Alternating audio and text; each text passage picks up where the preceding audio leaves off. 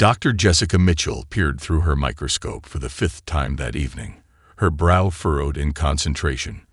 The sample before her defied everything she knew about microbiology, and after 15 years at the CDC, she thought she'd seen it all.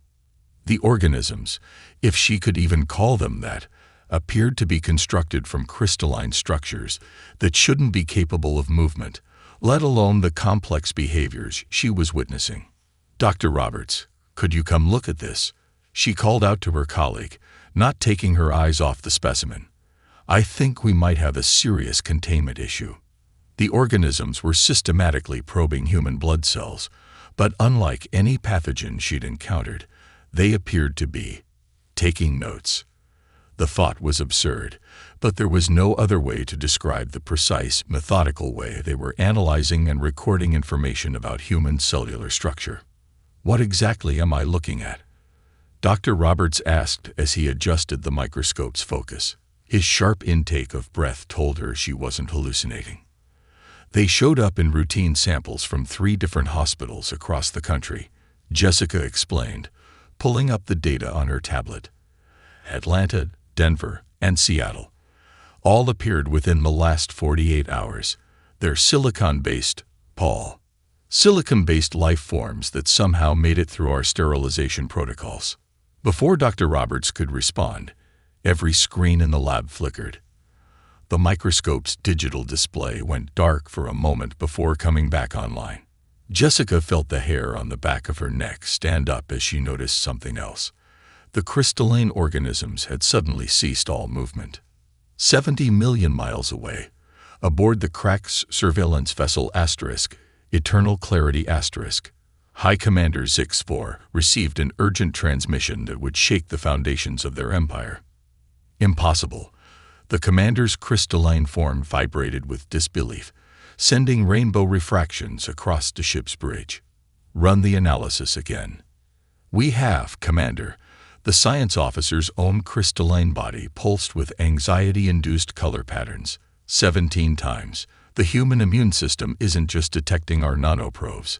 It's actively attacking them. Their bodies are treating our most advanced stealth technology as common pathogens." Zix-4 moved to the main display, their crystalline appendages clicking against the ship's silicon floors. The screen showed thousands of human white blood cells swarming around their nanoprobes, systematically breaking them down. In all their millennia of galactic observation, no species had ever detected their surveillance technology, let alone mounted an effective defense against it. "Show me their technological level again," Zix-4 commanded. "They've achieved basic spaceflight, rudimentary AI, and early quantum computing. By our standards, they're barely past industrial civilization. And yet," Zix-4's form shimmered with troubled thoughts, "their bodies possess defenses more sophisticated than any we've encountered. How many other species could their biological weapons target?" "That's the concerning part, Commander." The science officer brought up another display. "Their bodies don't just host defensive mechanisms. Each human contains billions of microorganisms that live symbiotically within them. Any one of these organisms could be lethal to silicon-based life if weaponized properly. They're essentially walking biological warfare facilities." The bridge fell silent as the implications sank in. The Cracks had ruled the galaxy through technological superiority and their nearly invulnerable crystalline bodies. But here was a species that could theoretically destroy them with a sneeze. Back on Earth, Jessica was documenting the sudden change in the organism's behavior when every computer in the lab began downloading massive amounts of data. Her eyes widened as she realized what she was seeing. Complete schematics of the crystalline organisms, along with what appeared to be a star chart, uploaded directly from the microscopic entities themselves. "Paul," she whispered, "I don't think we're dealing with a containment breach. I think we're dealing with first contact." The crystalline organisms under her microscope had begun arranging themselves into a distinct pattern. As she watched, they formed what was unmistakably a message in perfect English. "We see you." The United Nations Security Council chamber had never been so crowded. 3 weeks after Dr. Mitchell's discovery, Humanity was about to have its first official contact with an alien civilization. Jessica sat among a panel of experts, watching as the massive doors swung open to reveal beings that defied explanation. The Cracks delegation seemed to be made of living crystal, their bodies refracting light in hypnotic patterns. High Commander Zix-4 led the group, their form larger and more intricately faceted than the others. As they moved, their crystalline bodies chimed softly, creating an otherworldly symphony. "We come in peace." Zix-4's voice resonated through the chamber, translated by a device that hung in the air beside them. "The Cracks Dominion wishes to establish diplomatic relations with humanity." Jessica noticed something odd as the aliens arranged themselves at the conference table. They maintained an unusually large distance from the human delegates, and their crystalline forms seemed to vibrate subtly whenever anyone moved too close. The Secretary General began his welcome speech, but Jessica was focused on the wine glass in front of her. Every time she lifted it, the nearest Cracks delegate's color patterns shifted to what she was beginning to recognize as anxiety. "Dr. Mitchell." Zix-4 addressed her directly, their form shimmering with what might have been curiosity. "Our scientists are particularly interested in your research on human immunology. Your species' ability to coexist with such diverse microorganisms is fascinating." Jessica smiled diplomatically. "We're equally fascinated by your silicon-based biology.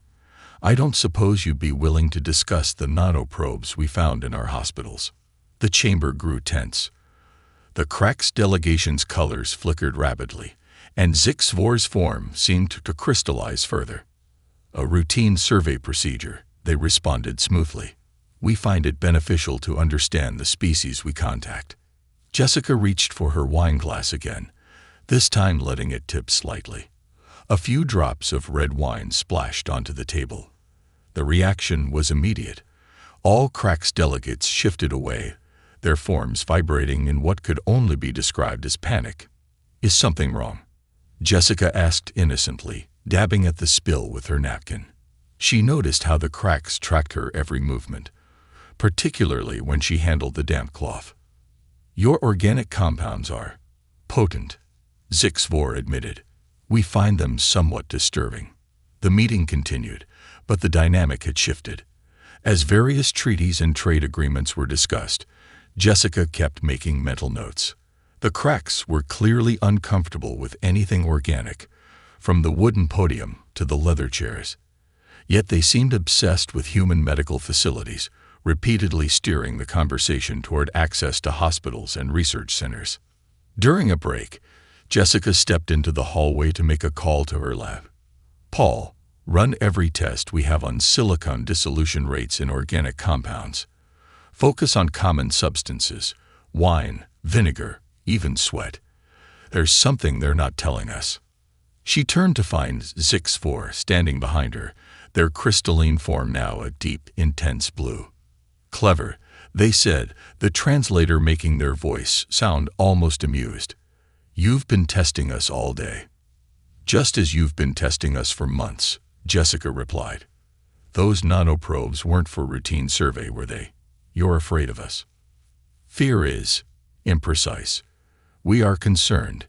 Your species carries enough biological material to devastate entire solar systems, yet you treat these deadly weapons as natural. You drink poison for pleasure." Zix-4 gestured toward the wine glass visible through the chamber's doors. "You harbor billions of organisms that could dissolve our very essence, and you call it normal." "We call it life," Jessica corrected. "And if you're so concerned, why reveal yourselves at all?" Zix-4's form shifted to a color she hadn't seen before, something between violet and black. "Because, Dr. Mitchell, containment is no longer possible. Your species has already begun spreading through your solar system. We must find a way to coexist." The way they said coexist made Jessica's skin crawl. As she watched the Cracks commander return to the chamber, she couldn't shake the feeling that this diplomatic mission was merely a prelude to something far more dangerous. She picked up her wine glass and took a deliberate sip, noting how every Cracks in the room tracked the movement. Sometimes, she thought, The most effective weapons are the ones you don't know you're carrying. Dr. Jessica Mitchell didn't expect to find a crystalline alien in her lab at 3 a.m., but there it was, smaller and less ornate than the diplomatic delegation, frantically downloading data from her research terminal. "You know," she said, flicking on the lights, "there are easier ways to request research data." The young cracks scientist, she could tell by their simpler crystalline structure, vibrated in what she'd learned to recognize as panic. "Dr. Mitchell, this isn't protocol breach." She stepped forward, deliberately leaving the door open. "Let me guess." Junior researcher, curious about the humans, decided to do some unauthorized investigation. The Krax's form shifted through several colors before settling on a soft purple. "My designation is Teslin. I'm a xenobiologist. Your species, you're extraordinary, but my superiors won't listen." Jessica pulled up a chair, keeping a careful distance. "Tell me what they're not seeing."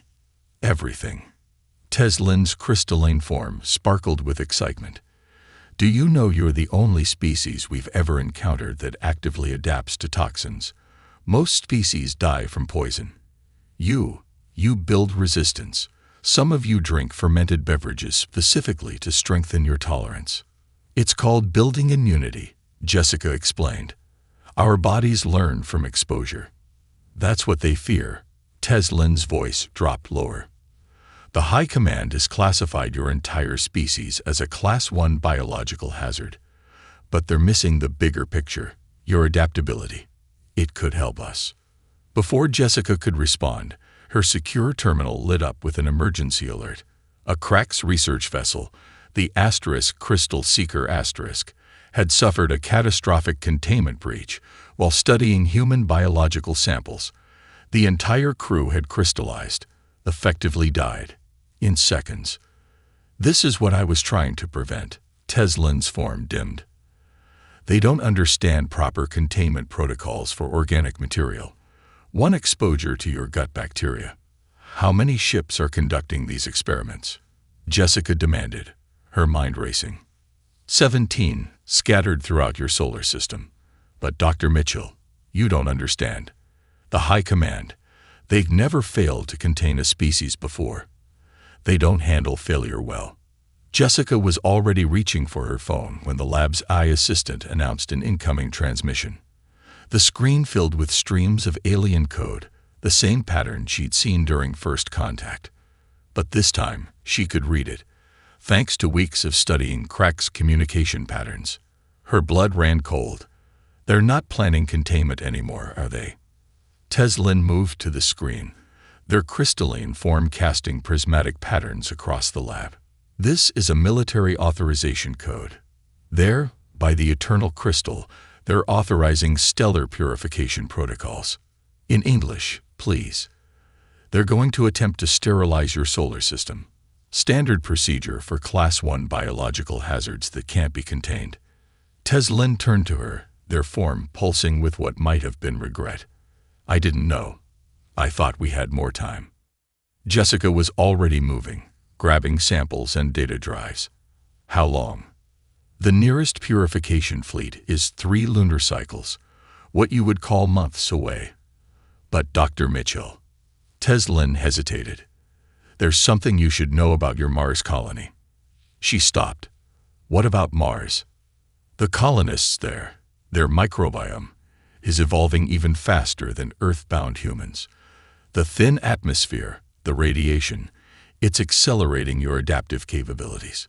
Some of them are hosting bacteria strains that could eat through our strongest crystal alloys." A plan began forming in Jessica's mind. "Teslin, how would you like to help prevent an interstellar war?" The young Krax scientist's form brightened. "That would violate every protocol in the Dominion." "Yes," Jessica smiled, holding up a vial of what looked like simple pond water. "But think of the research opportunities." As they began working, Jessica's terminal intercepted another Krax transmission. The Crystal Seeker's disaster wasn't an accident. It was the first test of humanity's potential as a biological weapon. The High Command wasn't just afraid of humans. They were afraid of what other species might do with human biology. Teslin, Jessica said as she examined the bacterial sample under her microscope, I think it's time to show your people why making enemies of humanity would be their worst possible mistake. The crystalline scientist's form glowed with anticipation. Where do we start? With this, Jessica held up the microscope slide.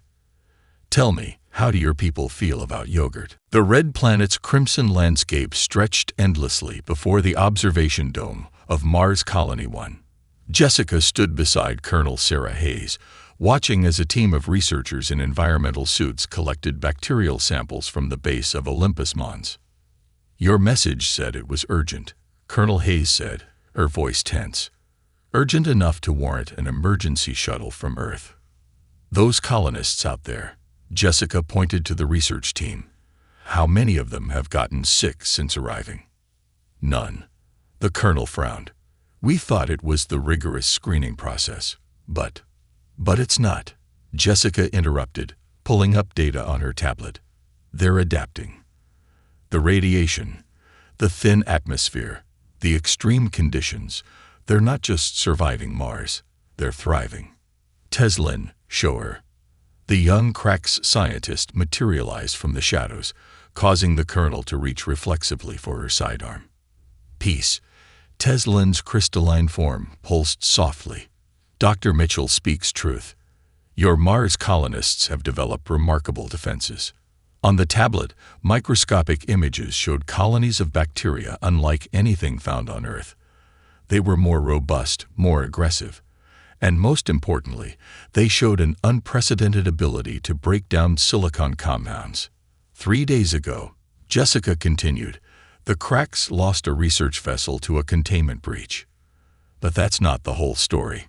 Colonel, they're terrified because your colonists are becoming something new, something their weapons might not be able to stop.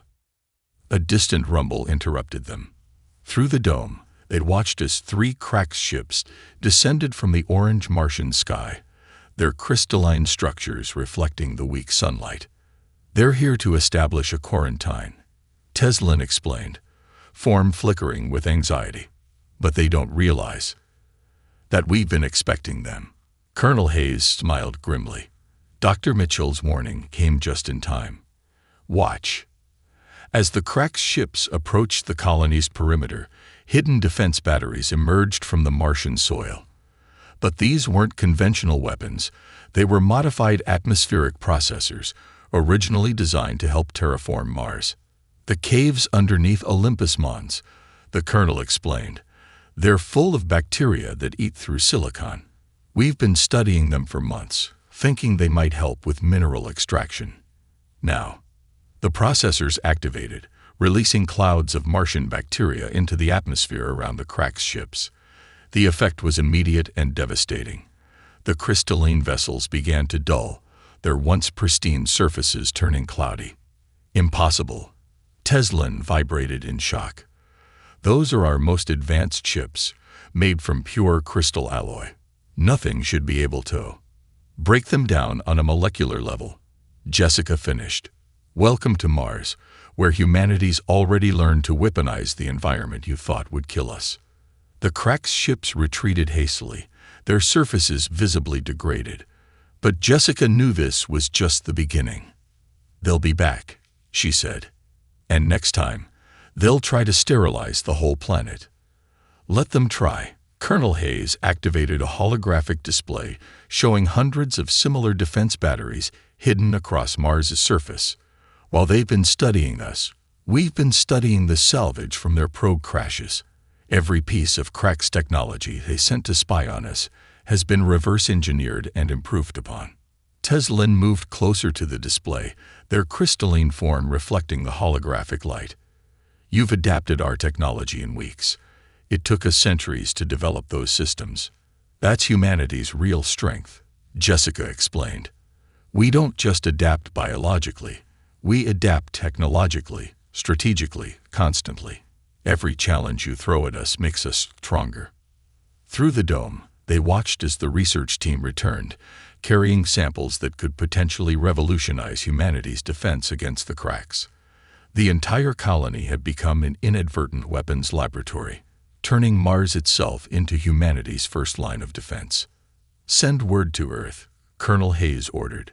"Tell them Operation Petri Dish is in effect. If the cracks want to see how dangerous human adaptation can be, we'll show them exactly what Mars has taught us." Jessica looked at Teslin, whose form had taken on a new color she'd never seen before, something between awe and fear.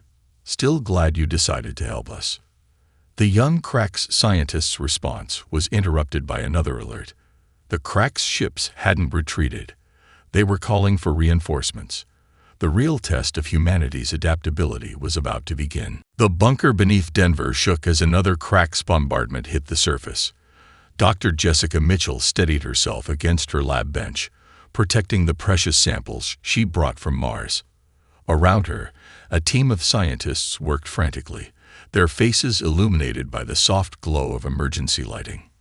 "Status report," she called out, checking the bacterial cultures growing in specialized containment units. "New York is gone," Dr. Roberts replied, his voice hollow as he read the incoming data. "London, too. The Cracks energy weapons, they're not just destroying cities, they're sterilizing the ground beneath them." Jessica moved to a reinforced viewing screen showing the devastation above. The Cracks ships hung in the sky like massive crystalline shards, their weapons turning the Earth's surface into glass. But something wasn't right about the attack pattern. "They're avoiding population centers in extreme climates," Teslin observed, their crystalline form dimmed with what might have been guilt. "The command fears human adaptation to their weapons, like what happened on Mars." "Show me the readings from the impact sites again," Jessica demanded, pulling up molecular analysis data. Her eyes widened. "Paul, look at this. The cellular samples from survivors near the blast zones."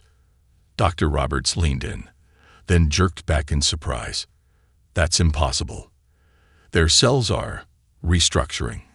"Not just restructuring." Jessica's voice held a note of triumph. "They're incorporating the crystalline residue from the Cracks weapons. Human tissue is adapting to use their own technology against them." The bunker shook again, harder this time. Dust fell from the ceiling as Jessica rushed to secure their samples, but she was smiling. "Don't you see?" She pointed to the microscope. "Every blast is teaching our bodies how to survive their weapons. The Cracks aren't just failing to kill us, they're making us stronger." The emergency transmission cut through their discussion. Colonel Hayes' face appeared on the main screen, her environment suit covered in Martian dust. "Doctor, please tell me you have good news. The Cracks just hit Olympus Colony with everything they had." "Casualties?" Jessica held her breath. "None." The colonel's grim expression broke into a fierce grin. "The bacterial defense screen worked exactly as you predicted. Better, actually. The colonists' enhanced immune systems are now producing antibodies that specifically target Cracks' crystal structures. We're not just surviving their attacks, we're becoming lethal to them." Teslin moved closer to the screen, their form pulsing with scientific curiosity. "The bacterial evolution rate, it's exponential. My people never considered that radiation exposure would accelerate human adaptation instead of killing you." Another blast rocked the bunker, closer this time. Warning lights flashed as the facility's outer defenses began to fail. "We're out of time." Jessica grabbed a sealed container of bacterial samples. "Colonel, upload all your data to the backup servers. Paul, begin emergency evacuation protocols." Teslin. The young Cracks scientist's form brightened. "The probiotic dispersal system is ready. Though using it will violate every ethical principle my people hold dear." "They violated ethics when they tried to sterilize Earth," Jessica replied, entering commands into the facility's environmental controls. "Now they'll learn why you don't corner a species that turns every threat into an advantage." The bunker's ventilation system hummed to life, beginning to distribute the engineered probiotics throughout the facility's air supply. Soon, every survivor would be hosting bacteria specifically evolved to break down Cracks' crystal technology. "Dr. Mitchell," Colonel Hayes's voice was urgent. "The Cracks fleet is shifting formation. They're preparing for another bombardment wave." Jessica watched as the bacterial samples in front of her multiplied rapidly, already adapting to the trace amounts of crystalline residue in the air. Above them, the Cracks prepared to unleash their most devastating attack yet, unaware that every weapon they used against humanity was only making their eventual defeat more certain. "Let them come," she said, securing the last sample container. They thought they were sterilizing a threat. Instead, they're creating their own worst nightmare, a humanity that's immune to their weapons and lethal to their very existence. As if in response, the ground above them began to shake. The final battle for Earth was about to begin, and humanity's greatest weakness, their vulnerability to hostile environments, had become their ultimate weapon. Zix-4 watched in mounting horror as the holographic display showed another Cracks battleship dissolving into crystalline dust. The human counterattack wasn't coming in the form of weapons or ships. It was coming in the form of microscopic assassins that filled Earth's atmosphere. Impossible. They vibrated, their once perfect crystalline form showing signs of stress fractures. How are they dispersing the bacterial agents without ships? "They're using our own attack vectors against us," the science officer reported, their form dulled with fear. "The superheated air from our energy weapons creates convection currents. Every time we fire, we spread their biological weapons further." In her makeshift command center beneath the Rocky Mountains, Dr. Jessica Mitchell tracked the progress of their atmospheric defense system. The engineered probiotics, enhanced by both Martian bacteria and crystal-adapted human immune responses, were performing beyond her wildest expectations. "The Cracks ships over Asia are retreating," Dr. Roberts announced, monitoring global satellite feeds. "Their hulls are showing 40% degradation from atmospheric exposure." "What about the ground forces?" Jessica asked, studying bacterial reproduction rates on her tablet.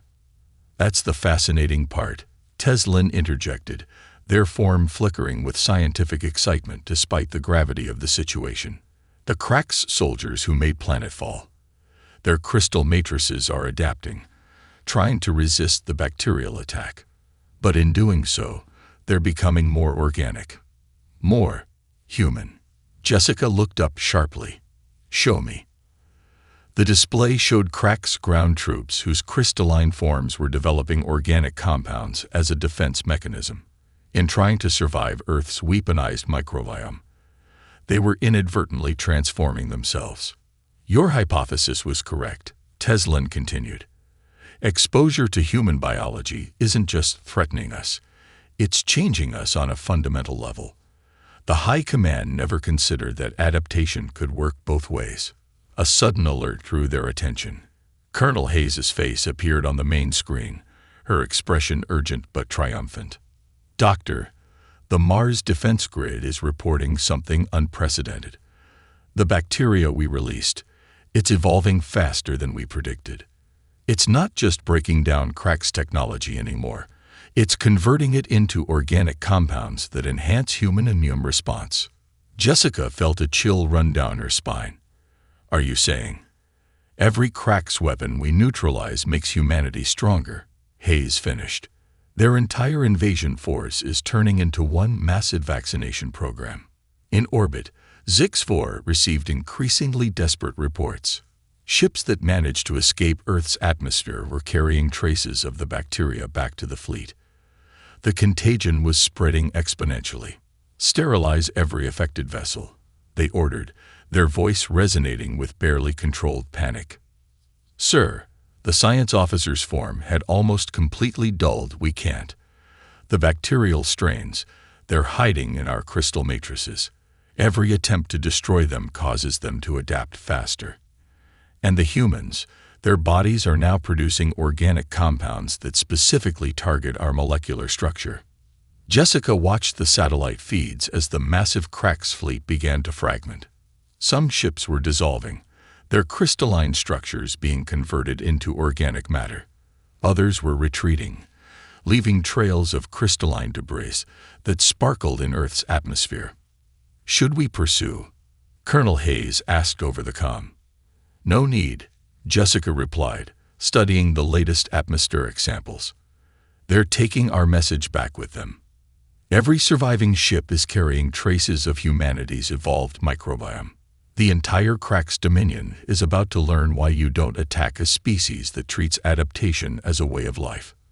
Teslin moved to her side, their form showing the first signs of organic incorporation. You knew this would happen, didn't you?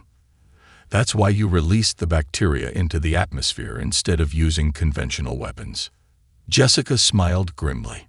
Humanity's greatest strength isn't our technology or our weapons. It's our ability to turn every threat into an opportunity for evolution. The Cracks tried to sterilize us. And instead, you're going to change our entire species. Teslin finished, watching as their own crystalline structure began to adapt to Earth's new biological reality. Above them, the last Cracks ships fled Earth's orbit, carrying with them a message written in the language of evolutionary adaptation. Humanity wasn't just fighting back. They were rewriting the rules of biological warfare itself. The Mars Command Center buzzed with activity as Dr. Jessica Mitchell and her team prepared for humanity's first offensive action against the Cracks. The bacterial weapon they'd developed had exceeded all expectations, but what they were about to attempt went beyond mere defense. Integration of Martian bacteria with the enhanced human microbiome is complete, Dr. Roberts announced, monitoring the specialized containment unit. Inside, colonies of bacteria were literally consuming a sample of Cracks crystal, converting it into organic matter. "Show me the conversion rate," Jessica demanded, her eyes fixed on the molecular breakdown. 98% efficiency, Teslin replied, their partially organic form now a unique hybrid of crystal and living tissue.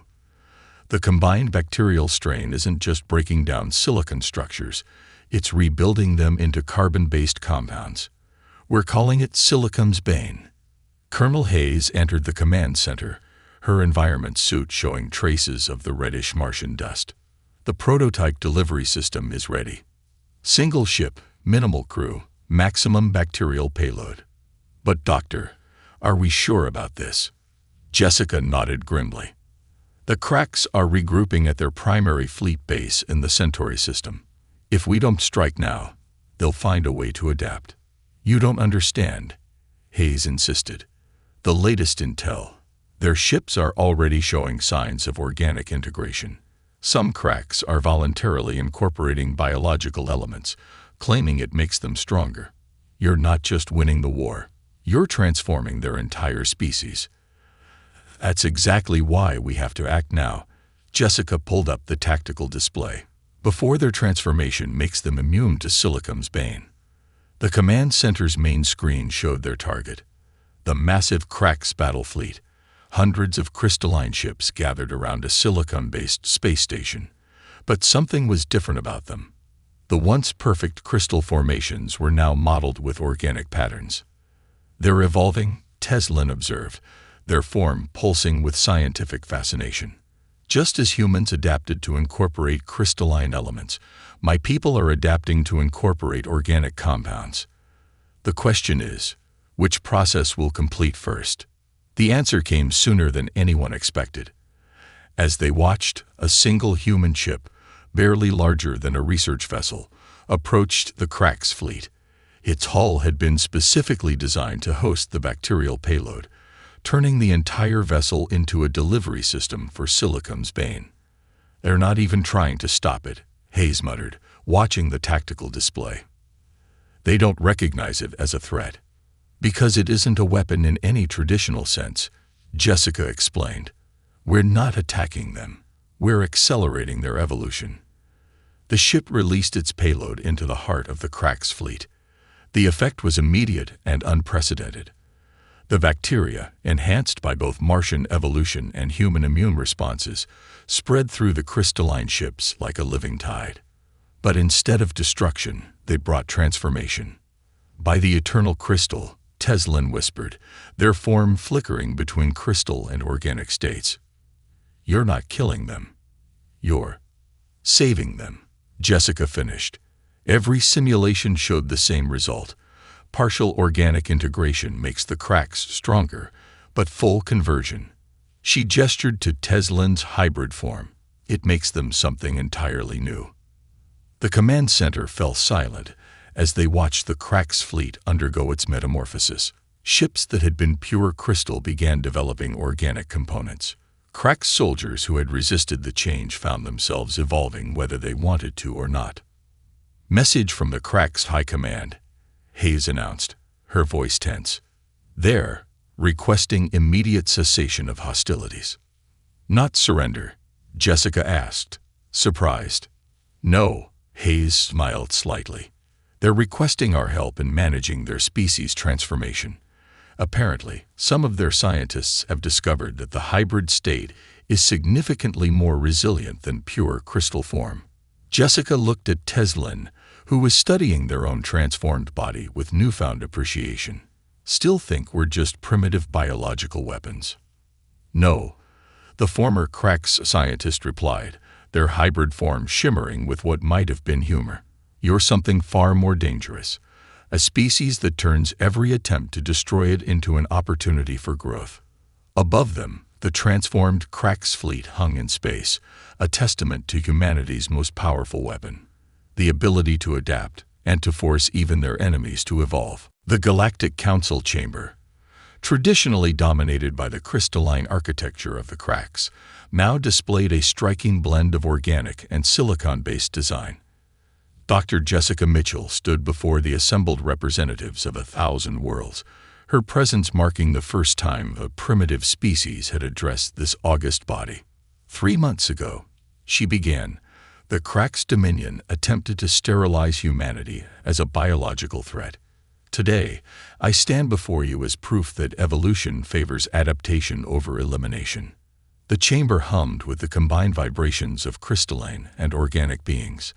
In the front row, Zixvor's transformed form reflected their new hybrid nature, still magnificent, but now interwoven with living tissue that pulsed with vitality. "The terms of peace are unprecedented," Zixvor announced, their voice carrying both authority and a new hint of organic warmth. "Humanity will share their biological adaptation techniques. In return, the Krax Dominion will share all technological knowledge accumulated over millennia of galactic rule." "But that's not all," Jessica continued, activating a holographic display. "Our studies show that Earth's atmosphere is naturally converting to support hybrid life forms.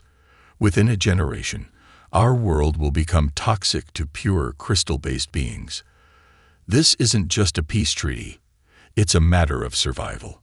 The display showed projections of Earth's changing biochemistry. Human exposure to Krax technology had triggered a cascade of evolutionary changes. Humanity wasn't just adapting to crystal technology, they were transforming their entire environment. "We offer a choice," Jessica explained. "Controlled transformation through our proven methods, or forced evolution through environmental exposure. Either way, change is inevitable." In the observation gallery, Dr. Roberts and Colonel Hayes watched as Teslin, now a respected scientist in both human and Krax communities, presented the data on hybrid vigor.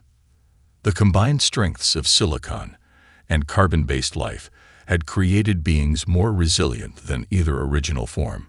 "They're taking it better than expected," Hayes murmured, watching the council members' reactions. "They don't have a choice," Roberts replied. "We're not just offering peace, we're offering survival. Every pure crystal being in the galaxy will eventually face the same choice: adapt or become extinct." The council chamber erupted in discussion as Zixvor rose again. Their form, once pure crystal, now served as living proof of successful integration. "I opposed this transformation," they admitted. "I saw humanity as a plague that needed to be eliminated. Instead, they taught us that true strength lies not in purity, but in adaptation. Not in resistance, but in embrace of change."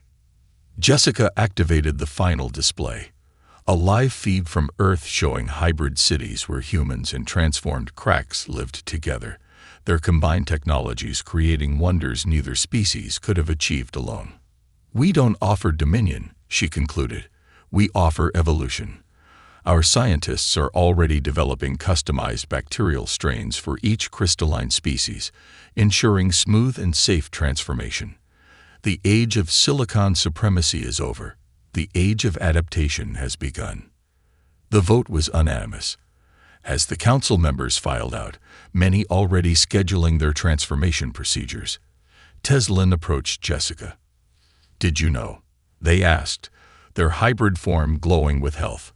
"When you developed Silicon's Bane, did you know it would lead to this?" Jessica smiled, watching as human and Cracks scientists exchanged data and ideas, their differences forgotten in the pursuit of knowledge. "We knew that any weapon capable of destroying the Cracks would have to change them first. We just didn't expect the change to be an improvement." In orbit above them, the first joint human Cracks research vessel prepared for launch. Its mission: to explore the galaxy not as conquerors, but as pioneers of a new form of life. Its crew, both hybrid and human, carried within them the living proof that evolution favors those who adapt. "The galaxy feared us because we could destroy them," Jessica mused, watching the ship's departure. "Now they follow us because we can transform them into something better," Teslin added, their form reflecting both the crystal's eternal beauty and organic life's endless potential for change. As they stood together, representatives of two species that had nearly destroyed each other, the stars seemed to shine with new possibility. The war was over, but evolution, humanity's greatest weapon and most precious gift, would continue forever.